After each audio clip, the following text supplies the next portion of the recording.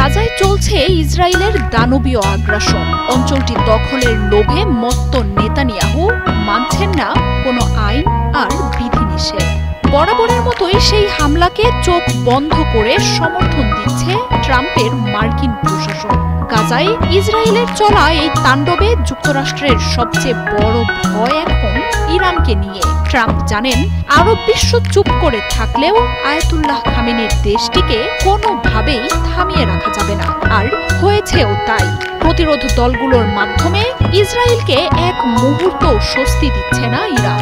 Ayatollah খামেনির এই প্রতিরোধ যোদ্ধাদের ইসরায়েলে হামলা থেকে বিরত থাকতে ট্রাম্পের দেয়া হুঁশিয়ারি বা আলটিমেটাম কোনো কিছুই কাজে আসছে না।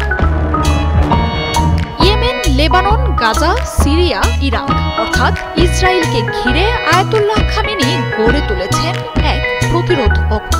ফিলিস্তিনের মুসলিমদের সমর্থন আর ইসরায়েলকে ধ্বংসের লক্ষ্যে গড়ে তোলা এই অক্ষের মূল কারিগর আয়াতুল্লাহ খামেনি। প্রতিরোধ দলগুলোকে অস্ত্র থেকে প্রশিক্ষণ আসে ইরানের হাত ধরে। এমনকি এসব যোদ্ধাদের প্রশিক্ষণ দেয়া হয় ইরানের বিপ্লবী রেভলিউশনারি গার্ড বাহিনীর মাধ্যমে। অস্ত্র তৈরির উন্নত প্রযুক্তিও ইসলামী প্রতিরোধ দলগুলোকে তুলে দেন আয়াতুল্লাহ খামেনি। প্রতিরোধ দলগুলোকে নেতৃত্ব দেওয়ার কথা কখনোই স্বীকার করে না ইরান।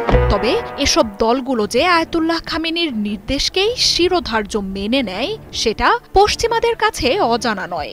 ইসরায়েল আর যুক্তরাষ্ট্রকে দমনের সব দিক নির্দেশনাও আসে ইরান থেকে। আগের মেয়াদে থাকা বাইডেনের পর এবার ট্রাম্পের প্রশাসনও ক্ষমতা নেয়ার পর থেকেই উঠে পড়ে লেগেছেন ইসরায়েলকে রক্ষায়।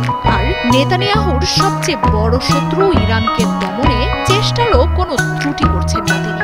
ইরানের হয়ে ছায়াযুদ্ধ চালিয়ে যাওয়া প্রতিরোধ শক্তিকে দমনে ইয়েমেনে এক প্রকার যুদ্ধই শুরু করেছেন ট্রাম্প।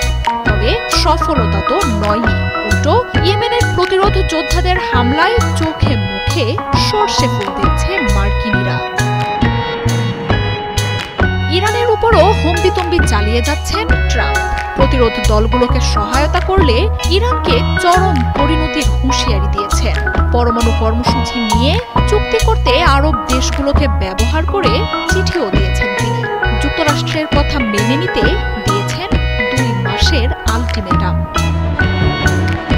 তবে ট্রাম্পের মতো জোর জবরদস্তি করে নয়, বরং দৃঢ় এক বাক্যে ট্রাম্পের সব হুঁশিয়ারি উড়িয়ে দিয়েছেন আয়াতুল্লাহ খামেনি।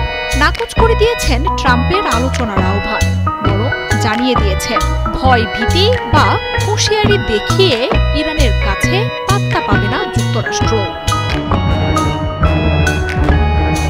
গাজায় হামলার জবাবে ইসরায়েলে আরো ভয়ানক হামলা শুরু করেছে প্রতিরোধ যোদ্ধারা।